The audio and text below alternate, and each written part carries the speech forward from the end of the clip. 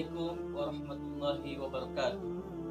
Alhamdulillahirabbil alamin. Assalatu wassalamu ala asrofil anbiya'i wal mursalin wa ala alihi wa sahbihi ajmain. Rabbi shrah li sadri wa yassir li amri wahlul 'uqdatam min lisani yafqahu qawli. Allahumma inna nas'aluka ilman nafi'an wa rizqan wasi'an wa halalan thayyiban wa amalan mutaqabbalan. Allahumma iftah lana futuhal arifin warzuqna fahman nabiyyin wa hifdzal mursalin wa ilhamal malaikatil muqarrabin. Amin. Allahumma aghnina bil ilmi wa zaina bil hilmi wa akrimna bit taqwa wa jamilna bil afiyah. Amin ya Allah ya rabbal alamin. Semoga Allah kurniakan kepada kita ilmu yang bermanfaat, ilmu yang menambahkan keimanan kita, menambah yakin bahwa Allah SWT akan mempertemukan kita di akhirat nanti. Bismillahirrahmanirrahim. Puji syukur mari kita panjatkan kepada Allah SWT. Pada kesempatan pagi yang cerah ini kita semua berkumpul di rumah bersama keluarga dalam keadaan sehat walafiat. Salawat serta salam semoga tetap tercurah limpahkan kepada panutan alam, yakni Habibana wa Nabiyana Muhammad Sallallahu Alaihi Wasallam. Tak lupa kepada keluarga-keluarganya, sahabat-sahabatnya, tabi'in dan tabi'atnya, dan mudah-mudahan kepada kita semua selaku umatnya yang taat patuh pada ajarannya sampai hari kiamat. Amin ya Allah ya rabbal alamin.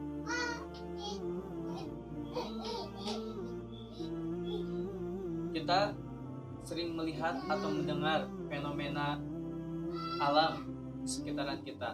Banyak sekali yang kita saksikan, baik itu berupa tanda-tanda kekuasaan Allah yang akan terus menambah keimanan kita kepada Allah, ataupun tanda-tanda yang lain, tanda-tanda kiamat sugro, tanda kiamat kecil.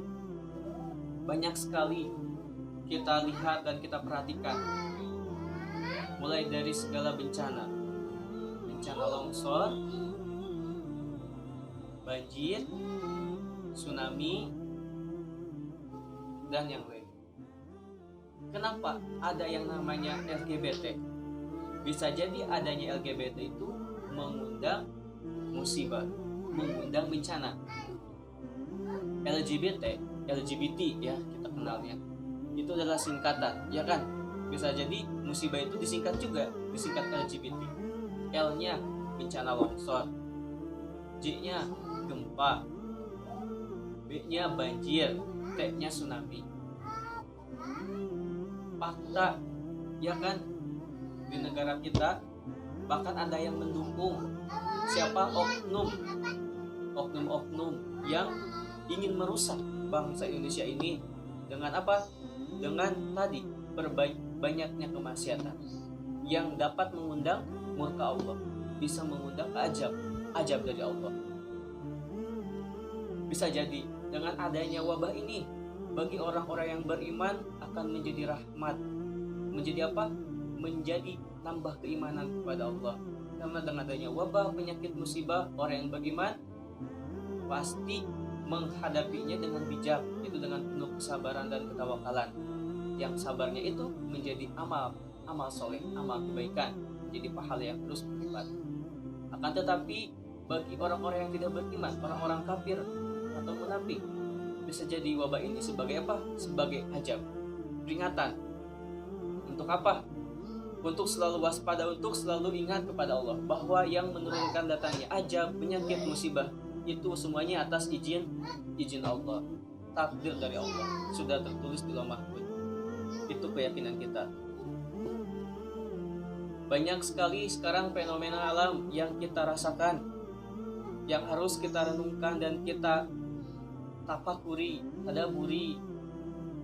Seperti apa? Seperti saat ini kita mendengar ada seorang ulama yang viral di medsos, memprediksi Duhon bakal terjadi di Ramadan, 15 Ramadan 1441 Hijriah. Wallahu alam, itu dari mana? Setelah Bapak belajar berbagai literasi, berbagai literatur, berbagai sumber banyak di YouTube ya. Ternyata yang diungkapkan itu adalah hadis doib atau hadis yang sangat lemah. Kita sebagai orang yang beriman tidak boleh meyakini dan mempercayai akan terjadinya hari kiamat berdasarkan hadis doib. Tidak boleh. Tapi kita harus meyakini bahwa hari kiamat pasti terjadi. Waktunya Allah yang rahasiakan, Allah yang maha mengetahui. Kita tidak mengetahui waktunya kapan, tapi kita dikasih tahu oleh Rasulullah tanda-tanda kiamat. Ada tanda-tanda kiamat kecil, ada tanda-tanda kiamat besar. Tanda-tanda kiamat kecil seperti apa? Adanya tadi bencana, musibah, kematian seseorang, tsunami, longsor, dan yang lainnya. Itu contoh-contoh kiamat kecil. Kalau tanda-tanda kiamat besar itu banyak yang dijelaskan di dalam kitab Al-Fitan atau kitab tentang akhir zaman. Itu ada 10 tanda kiamat besar. Yang pertama yaitu duhon. Apa itu duhon? Itu asap yang sangat tebal yang menyelimuti bumi. Berapa lama? Selama 40 hari 40 malam. Alhamdulillah saat ini malam tadi bertepatan dengan malam Jumat di bulan Ramadan, malam 15 Ramadan, tidak terjadi apa-apa. Ini adalah karunia Allah. Tidak ada asteroid yang menabrak bumi, tidak ada meteor yang jatuh yang menimpa kita, tidak ada. Atau tadi pada subuh ada sesuatu, ada dentuman keras yang terdengar, tidak ada. Ini adalah karunia Allah. Allah memberikan kesempatan kepada kita untuk selalu bertobat, memperbaiki diri agar lebih baik lagi. Kabar gembiranya, hari ini kita semuanya selamat, ya. Berarti membuktikan hadis itu benar-benar palsu, doi, sangat-sangat lemah. Alhamdulillah. Dan yang harus kita yakini saat ini yaitu karunia yang sangat besar.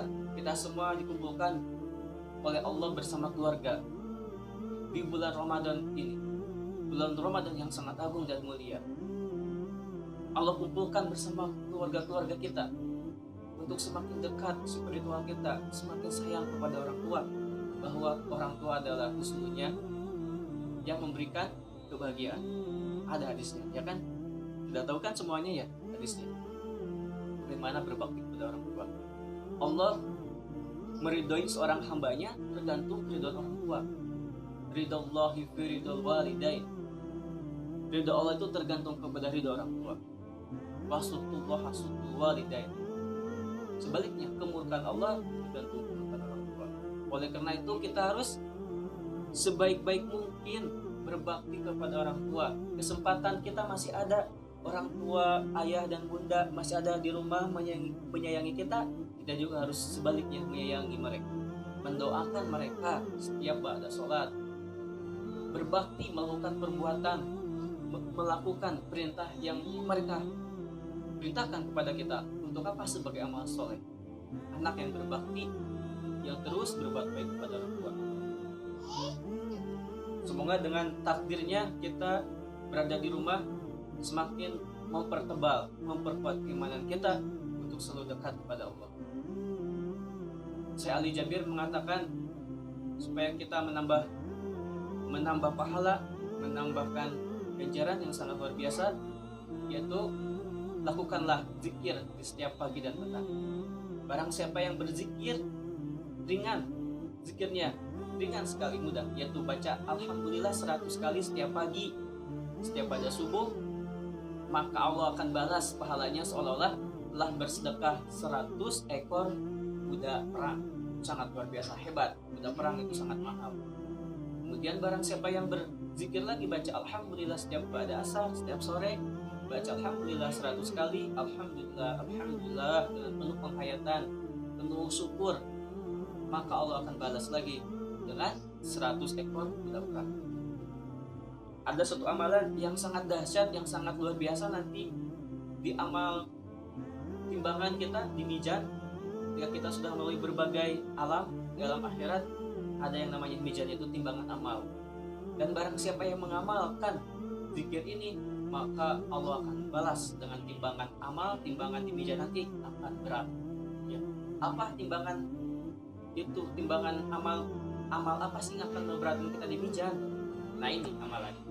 Nabi Muhammad SAW bersabda, kalimatani khafifatani ala lisan, saqilatani fil mizan, habibatani ilar rahman, subhanallah wa bihamdihi, subhanallahil azim. Dua kalimat yang sangat ringan di lisan, mudah dibacakannya. Allah sangat mencintai, sangat menyukai. Dua kalimat ini Allah yang Maha Penyayang. Apa itu dua kalimat yang sangat ringan di lisan itu dan Allah mencintai? Yaitu membaca subhanallah wa bihamdihi, subhanallahil azim. Mudah. Maka nanti di mizan Allah akan beratkan timbangannya. Timbangan apa? Pastinya timbangan amal soleh. Terima kasih. Semoga sahabat-sahabat di rumah selalu dilindungi oleh Allah, mendapatkan keberkahan, mendapatkan umur yang panjang, sehat walafiat, panjang umur dan berkah. Semoga dosa-dosa kita semua diampuni oleh Allah. Allah memberikan kepada kita iman, Islam, ihsan yang banyak. Iman, Islam, ihsan yang terus bertambah. Karena manusia itu al-imanu yazid wa yanqus. Iman itu kadang naik, kadang turun. Ketika kita berada di rumah Allah, selalu ingat, selalu tilawah, berzikir, iman itu otomatis naik. Akan tetapi ketika kita jarang berzikir kepada Allah, lupa kepada Allah, bisa jadi iman itu akan terus menurun.